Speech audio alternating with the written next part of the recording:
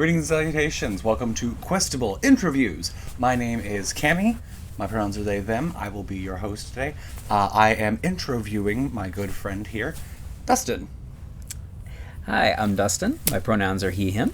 All right.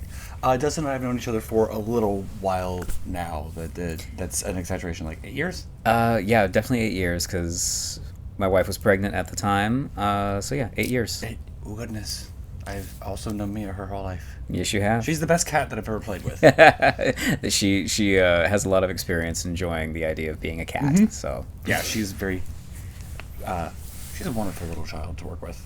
But a little bit more about you, real quick. What's your sign? What's your zodiac sign? What's your lunar sign as well? I am a Scorpio. All right. For the don't actually remember my lunar sign. Don't remember your lunar sign? I do not remember. Mine's a snake. Very nice. I can't get away from snakes. They're in half of my stuff. And where can we find you on social media? You can have me on Instagram at DKIMWLF80, DKimWolf. And we'll put that somewhere down. Yeah, in the screen somewhere. In post edit. That'll probably be me bent over like Jim Carrey. So, getting into the nitty gritty here. Where'd you grow up? Where were you born? That kind of stuff. Well, I was born at Fort Campbell, Kentucky, and grew up in an Army family. So, Maryland for 6-7 years. Then we got moved to Germany for a year and a half, Italy for a year and a half, then Hawaii for 2 years. Yay, Hawaii. Yeah. And then got to go all 4 years in high school in Alexandria, Virginia. Oh, cool. Yeah. You got to visit in one place. Where did you go to college? University of Maine, Orono. All right. And that was for dance? It was actually for wildlife ecology, because I wanted to study wolves and be a scientist. Interesting. And then I got into dance on a random weekend, and kind of snowball-hilled from there. Because that's also how you met your wife, right? She was a friend of a roommate. She was the roommate of a friend, and then she kind of went to one of my first performances with the... It's like a Lifetime movie. Pretty much. Okay. Oh, yeah, no, we have some Hallmark moments without even realizing they were Hallmark moments. No, it's wonderful. You guys are actually really sweet together. It was wonderful to finally meet her the other day when we have an Icewind Dale campaign that this one runs with a few of us here from Questable to kind of shake the silly out and oh goodness, is it chaos. Shenanigans. Lots of shenanigans. You let me play a satyr bard. I know. That was your mistake. So you grew up kind of all over the place. You went to school in Maine. You spent time back here. What brought you back down to the BC area? So I was actually studying at the Rock School for Dance in Philadelphia. Lots of training, and then doing auditions. I'd pop up to New York for auditions. Head a few other states. But I got a job with Bowen Macaulay Dance Company in Arlington, Virginia. Oh, cool. So moved back down here. And then I also got started teaching at the school where I also studied from, the Center for Ballet Arts of Fairfax. And once my time with Bowen Macaulay finished, I kept full-time teaching, which I'm there now. Full circle thing now. Yeah. That's wonderful. So any fun or interesting things that you can think of that happened in just this rather interesting up and down adventure of a life you've had so far? Oh gosh, during one of the bigger things was I got to go to China with Bowen Macaulay Dance for a dance festival for about a week, and that was pretty incredible. Just amazing culture and just. I'm very jealous. Such cool stuff. I've never had the pleasure of going anywhere in Asia. The closest I got was Hawaii and England / some places in Europe. Yeah, but that's really cool. I did not know that actually. Yeah, well, just one of those that was one of the more formative things. Yep. You guys were performing, right? Yeah, we got invited to a dance festival, but through the company that they are sponsoring us, we basically were like, okay, so we're gonna do that, but along the way we can do little workshops at it's like this school, this rec center, and just meet as many people and of course kind of hit your highlights exactly. Yeah. So as far as what brings us together right now, as far as your gaming, what was the first game that you chose to play on your own?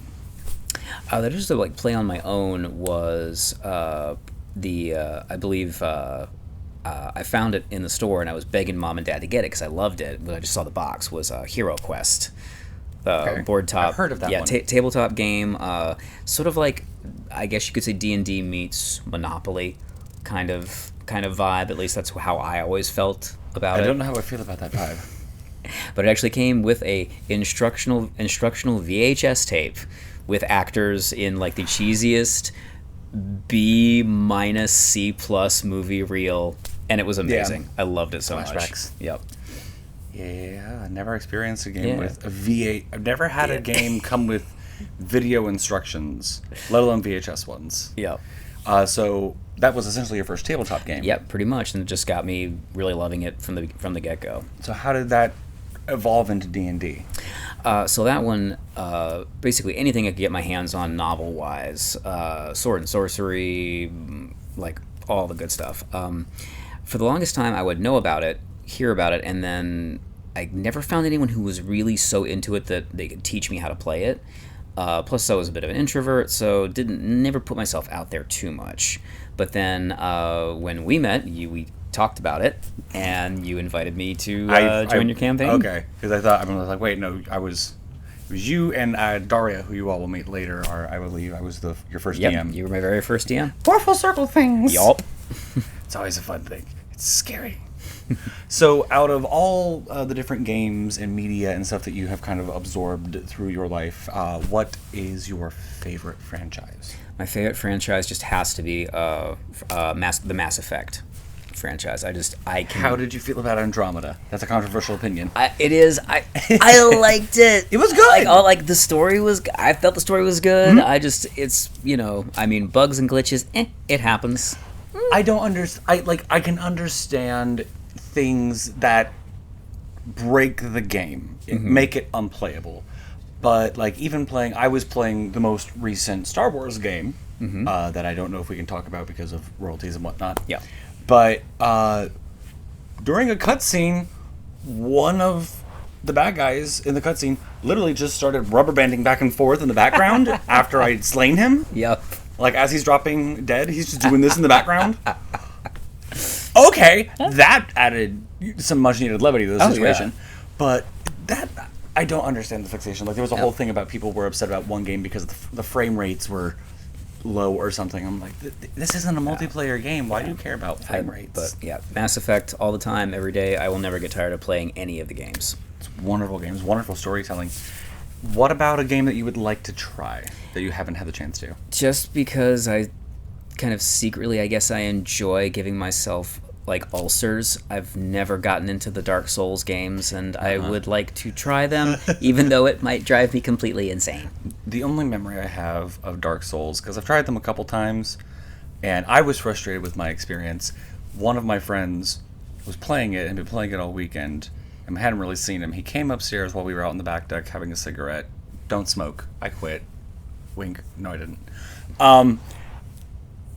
And picked up one of the lawn chairs we were going to get rid of, picked up the machete that we use for clearing brush, and just chopped the to crap and back while screaming, and then just looked at me and goes, "I love this game," and walked back inside. Well, I'm going to stand by my choice, but I might change my mind. I don't know. Again, I had formative feelings about that. And there are games that I've probably played that have meant a lot to you specifically. Are there any that come to mind? Honestly, it sounds a little bit. It might sound a little bit trite, but the one that meant a lot to me. I have not played Ragnarok, but God of War, the newer God of War, the relationship building between Kratos and Atreus, the son wanting father's acceptance, doing anything for it. I actually grew up for the first 9 years of my life without a father, and my mother remarried when I was 9 to a wonderful man, but that just hits a certain spot right here where it's like this is a really good game as I reach for all of the tissues. Right. It was It was interesting for me to watch as well. I've got a similar story. My biological father was not in the picture pretty much immediately after I was born, and my mother remarried when I was 6. Mm-hmm. And that's Dad. He adopted me when I was 12. Yeah. And I never pined for my dad's acceptance because I had it. But it was finding a way to meet in the middle and bond, because we're fairly different people, my dad and I. Yeah. Love him to death. He loves me. He's very supportive. Wonderful. But like our interests, the Venn diagram of our interests, the middle section is very small. Yeah. Through no one's fault. So finding common ground was the part that got me as well. Okay. Great. But it was beautiful storytelling and beautiful cinematography. And I always loved Norse mythology, so it was just like, Yes. I mean, so many good stuff. So we've talked about your tabletop games. What about character development? Since we're about to play a game, is there a character of yours that you've made that has a very special place in your heart? Like, who's your favorite OC? We won't tell the others. Probably my favorite OC has got to be one. It was and again, I know different takes on this, but it was a DM. It was a DM PC for Lost Mines of Phandelver that I was running, because we had folks that really wanted to play just really these cool characters, but they were a wee bit squishy, and they needed a little someone to help with a few things. He was Scairn, a silver dragonborn barbarian, and he was just my teddy bear boy who wanted to look after everybody. Didn't have a lot of experience of life because small hamlet village. Wasn't this the one you based off of Sir Carrot? Yes, Sir because Carrot? he's a silver. Yes, from Terry Pratchett, the City Watch, because he was a hulking silver dragon barbarian who was raised by dwarves. Yeah, it was just hilarious. That sounds wonderful. That sounds absolutely wonderful. What about one that you've not had the chance to play yet? Honestly, I have a soft spot that I've never gotten to play any yet. I do have a soft spot for Hexblades. Yeah, Hexblades are kind of one of my favorites, just because of the whole. I always love the idea of the, ooh, shiny. Oh, this was probably a mistake. So basically, every time I hear about Hexblade Warlocks, I'm just like, oh, so Soul Eater. So the Soul Eater manga, more or less. Probably. Because, well, then we have a Hexblade Warlock in our other campaign. Yes, and I love... That was too much fun. Yes, I love that. If you ever play a Warlock, a Hexblade with me, be very careful giving me free range of your characters. You will end up with Gluga, the wonderful longbow, the Hexbow. Pleasure to meet you. Yeah, it's a thing. I have too much free time.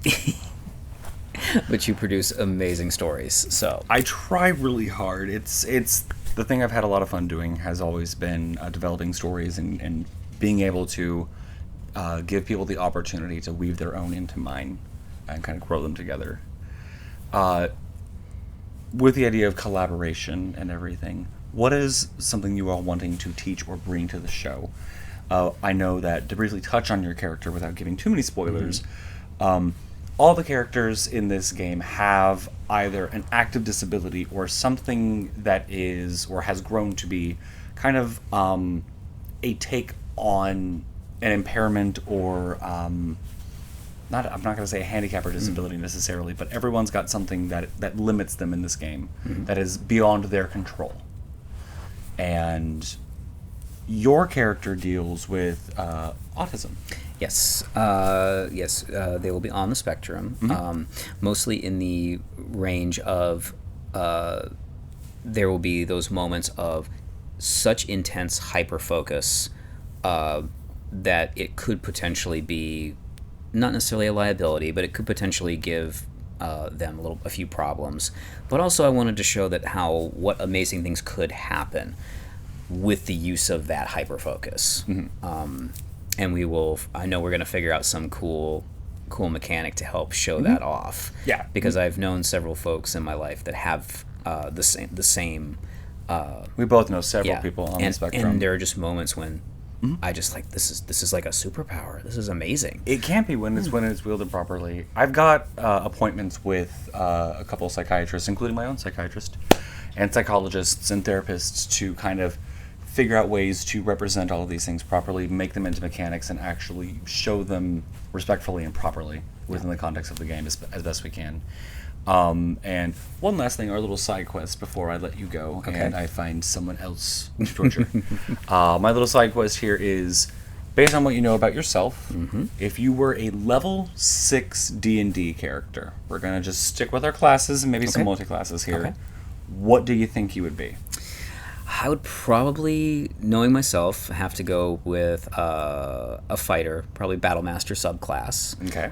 Just because I like being able more on the probably defense and redirection maneuvers, simply because keeping people safe, helping to defend other people. That's kind of always been my Dip into some personality. paladin there. Yeah, probably like Oath of Devotion paladin. Well, I was joking about developing the Oath of Paternity and Oath of Maternity. Yes. The whole dad acrobatics thing. Yep. I want this to be a thing. I so want this to officially be a thing. What was it? Was dad acrobatics and eyes in the back of your head? Yes. So yeah, we're working on that as best we can. I can see that. I can also see Bard, at least a couple levels. You don't get to teach ballet without taking at least one level in Bard. I always thought like with that, like movement wise, probably College of Swords Bard, just because of the whole physicality and how you can just make sword working like an art. There's a book series that I read about where someone is a dancer in their youth and they become an assassin later in life, and then it interplays really cool. We'll talk about it. I like we'll talk that about it one. off screen. Can't wait. But yeah, that feels about right. That's 3 different classes. Yeah, that's 3. That feels balanced enough. It's like 2 of each. There you go. All right. It was wonderful talking to you. You too. And we will introduce your character next time I see you. Can't wait for you to meet my character. Neither can I. Talk to y'all later.